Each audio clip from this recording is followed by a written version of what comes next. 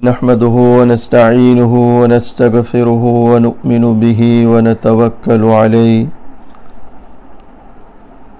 أما بعد فأعوذ بالله من الشيطان الرجيم بسم الله الرحمن الرحيم وفوق كل ذي علم عليم وقال الله تبارك وتعالى انما يخشى الله من عباده العلماء صدق الله مولانا العظيم وقال صلى الله عليه وسلم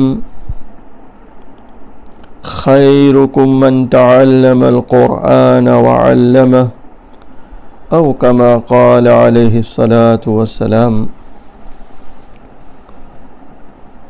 اللہ اگر توفیق نہ دے انسان کے بس کی بات نہیں، فیضان محبت عام تو ہے عرفان محبت عام نہیں۔ محترم حاضرین، آج ایک بہت ہی اہم بات کی طرف متوجہ کرنا ہے، اور وہ یہ ہے کہ اللہ تبارک و تعالی نے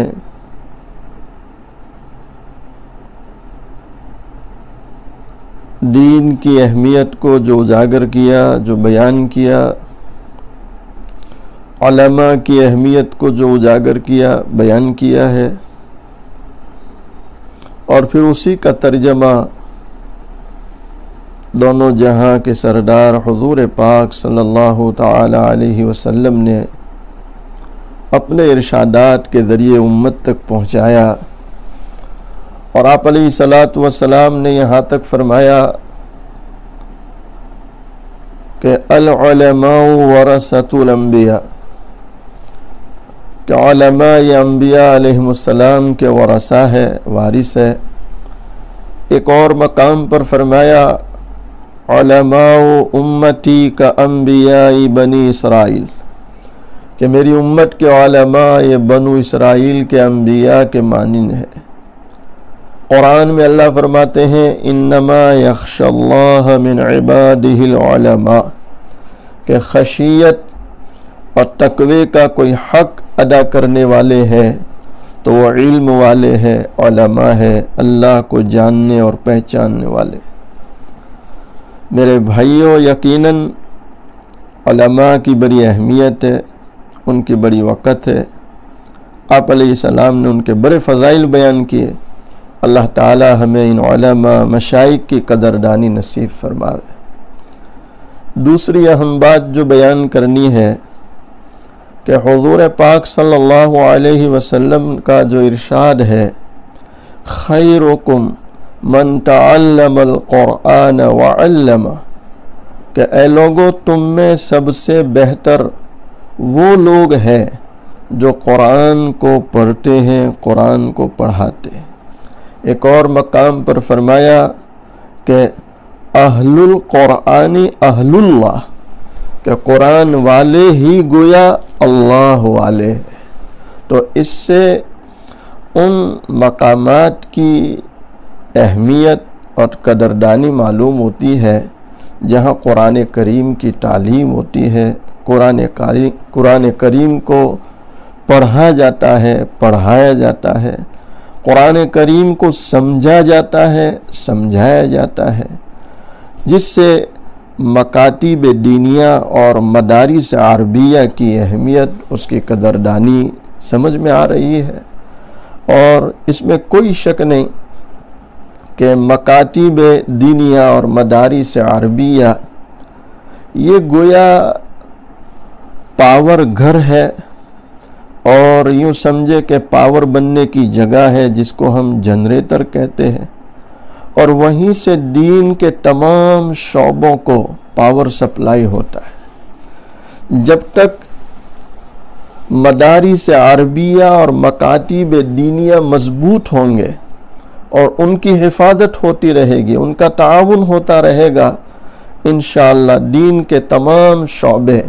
ہرے بھرے رہیں گے، سرسبز و شاداب رہیں گے، اور دین کے تمام شعبوں کی حفاظت ہوگی، جبکہ مکاتب دینیہ اور مدارس عربیہ کو مضبوط کیے جائیں گے، ان کا پورا تعاون کیا جائے گا۔ اس وقت کے جو موجودہ حالات ہیں، ان حالات میں جبکہ ماحول اس وقت یہ بن چکا ہے کہ یوم یفر المرء من اخیہ و امہ و ابیہ و بنیہ و صاحبتہ، یہ جو قرآن کریم کی آیت ہے، اور اس میں جو اللہ تعالیٰ نے قیامت کا منظر کھینچا کہ اس دن وہ ہولناکی ہوگی کہ بھائی بھائی سے دور بھاگے گا، بیٹا باپ سے، ماں بیٹی سے، شوہر بیوی سے، بیوی شوہر سے، اور جانے انجانے ہو جائیں گے اور اپنے پرائے بننے لگیں گے۔ میرے بھائیوں، یہ منظر تو قیامت کا کھینچا، لیکن آج لاک ڈاؤن اور کورونا وائرس کی اس مہاماری میں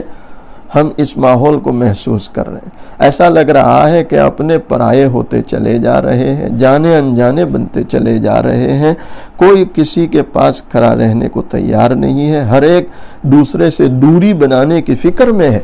ایسے حالات میں ہم اہل ایمان کو، اہل اسلام کو، اہل قرآن کو یہ چاہیے کہ ہم ایک دوسرے کے مددگار بنیں، ایک دوسرے کا تعاون کرنے والے بنیں، اور جہاں ہمیں ایک دوسرے کا تعاون کرنا ہے، پوری انسانیت کا تعاون کرنا ہے، وہاں سب سے زیادہ ہمیں تعاون میں یاد رکھنا ہے اپنے مدارس کو، اپنے مدارس کو، اپنے مدارس کو۔ اس لیے میرے بھائیوں کہ آپ جانتے ہیں کہ ان مدارس کا بقا اور ان مدارس کا نبھاؤ سارا